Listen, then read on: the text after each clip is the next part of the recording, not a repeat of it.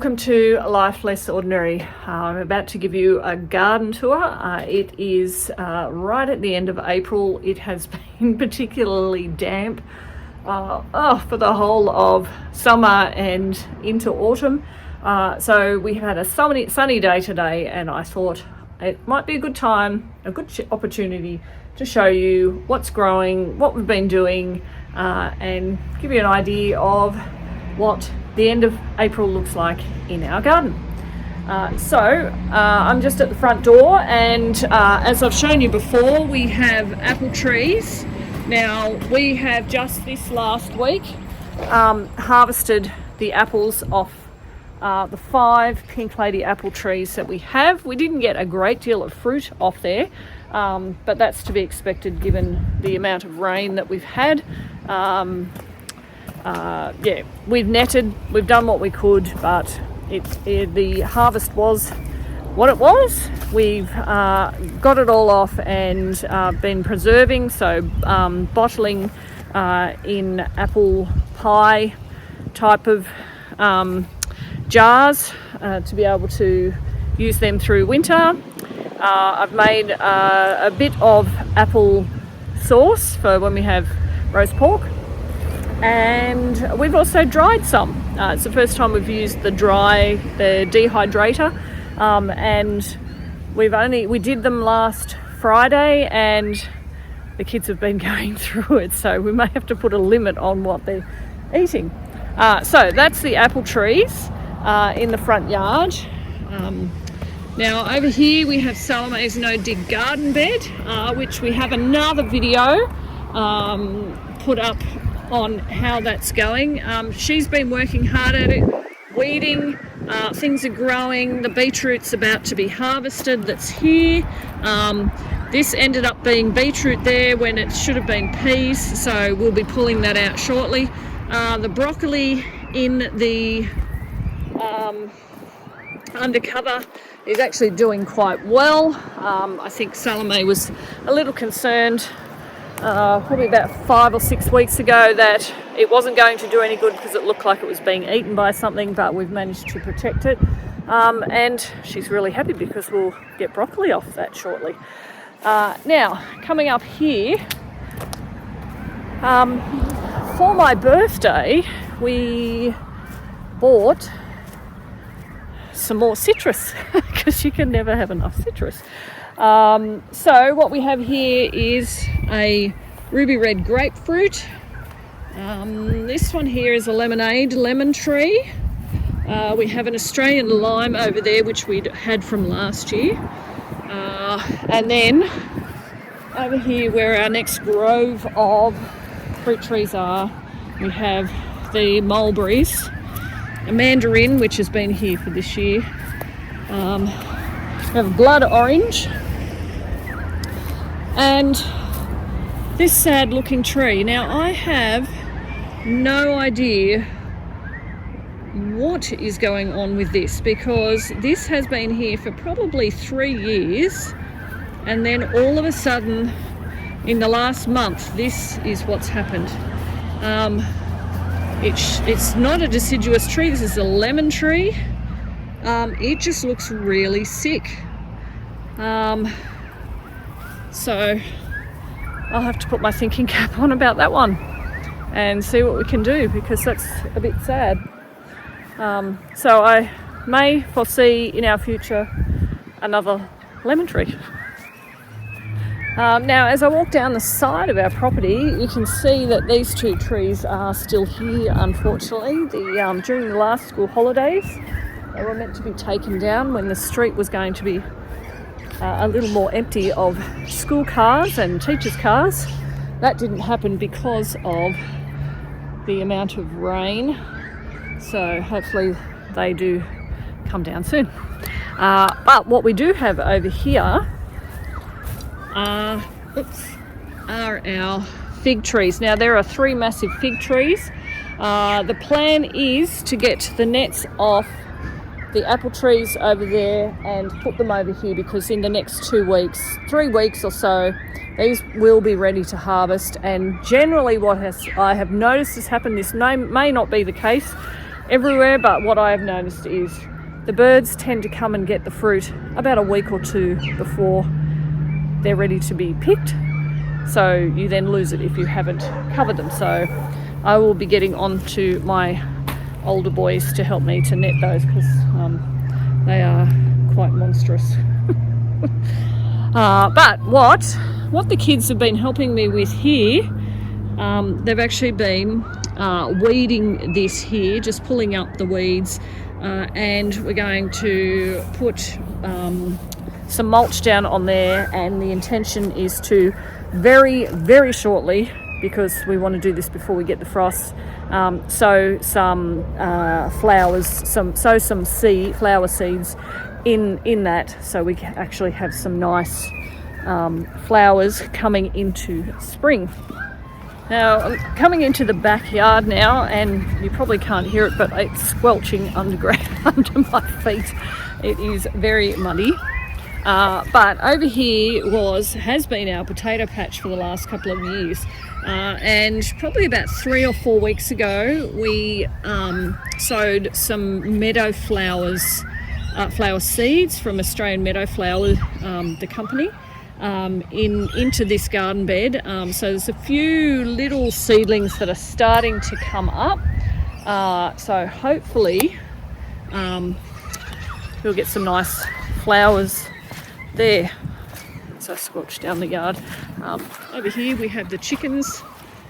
We've moved them to this space today, so we try to move them every day or every second day, and some of them like to escape, and the kids are just trying to put them back in, because otherwise they get into absolutely everything. Probably around 4 to 6 weeks ago, maybe, we laid a massive amount of cardboard down, and we've put the wood chip on. As you can see, it has definitely, there's no grass growing in there. There's a bit on the sides just here, which makes it really simple to pull up, which the kids are going to get onto this afternoon.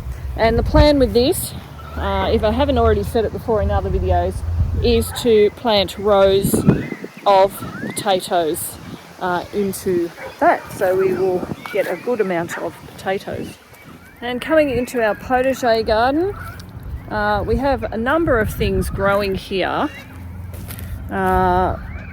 In here, really pleased with our broccoli. Let me see if I can. So we have broccoli growing in here, which I do need to harvest. As you can see by those flowers, they're ready to come to be harvested. Some of those. We have leek here, and in this one we have lots of fantastic celery. Now these leaves we can use in salads, and then the stalks, obviously, as you would use celery stalks. I'm really pleased with this bed. The nasturtiums have finally decided to start growing, and we've got other flowers in here that will be good for beneficial insects as well. In here we have a variety of silver beet, and the lettuce is not doing so well. Carrot, this bed actually looks quite dry, but this is the third thing that I've tried growing in here. So some things like the silver beet obviously are doing okay, but it would appear that the lettuce, the carrots, which I've tried a number of times, just aren't working in this bed. So I'll have to look at the soil and see what's going on with that. We do have some tomatoes on the end of their life, so we're still getting some tomatoes in here, which we're really thankful for. We have spring onions along here. I have planted a lot of those in that bed, and over in this other tomato where there's tomatoes, and we've got more spring onion and sorrel here. In these beds over the back here, these tomatoes have pretty much finished, and I have planted in here a green manure crop. So I do have to get the onions out because they were in from the original plantings. I've just been waiting to use up some of the onions that we've got inside before I pull these ones out. But we'll get these onions out, give the green manure crop that's in here another couple of weeks. So you generally keep it in there for about 8 weeks. Get it so that it grows, but not enough that it starts producing seed or flowering.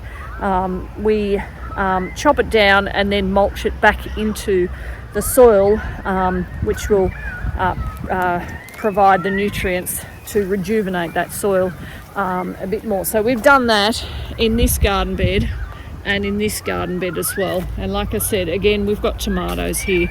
There's still a couple on, and then we'll pull them off because we will be getting towards having frost. Now this bed over here, we had rock melon growing over this trellis before, and we did get a couple of rock melons on.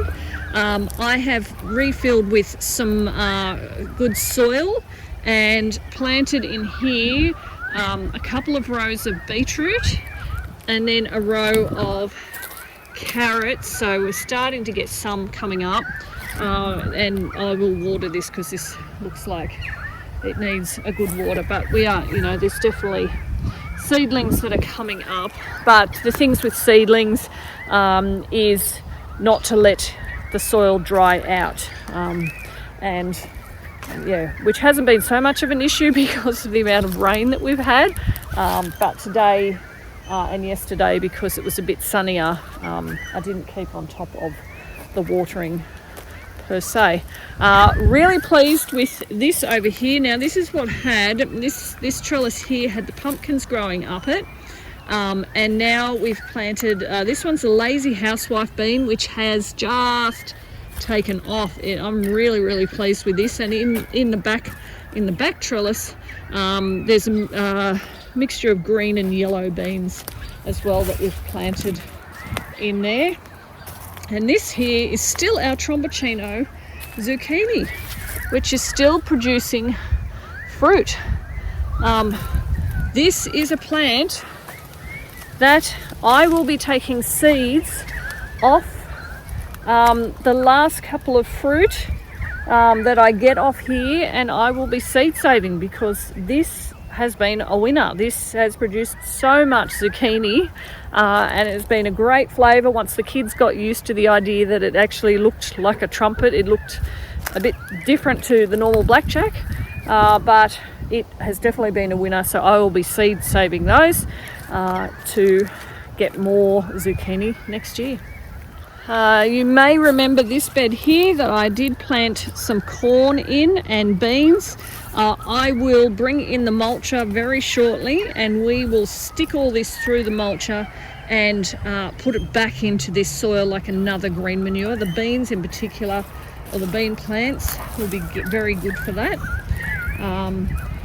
We've got some pumpkin, not much. No, I haven't really had a good look in here, but there's still a pumpkin vine in there, but they should have definitely done their dash by now.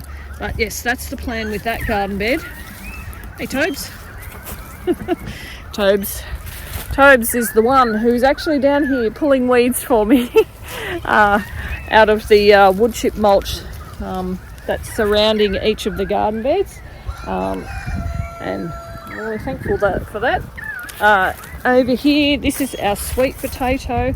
We have 6 different varieties of sweet potato in here, and I think I've shown you before that we can see sweet potatoes there. So we will get sweet potatoes. I just have to keep coming out here and making sure it's all covered over. But yeah, I'm really pleased with that. And then over here, this is our garlic bed. Our garlic bed. Back in around the 17th, 18th of March is when we planted our garlic. We put the garlic cloves in sea salt overnight and then planted them in this garden bed.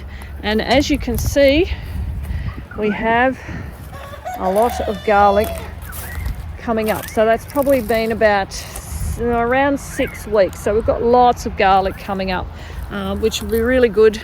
Garlic is always fantastic in cooking, and we love it. I think that's about it in this area. There's still a few little things, so some beetroot here that we can start pulling, and then in this bed, which I've dedicated as a flower bed entirely for this season, I've planted a few more seedlings in here because these will be finishing, but I've planted a few more things in here, and hopefully we'll get some more flowers growing in here. So that's our garden tour for the end of April. Thanks for joining us as we live this life less ordinary.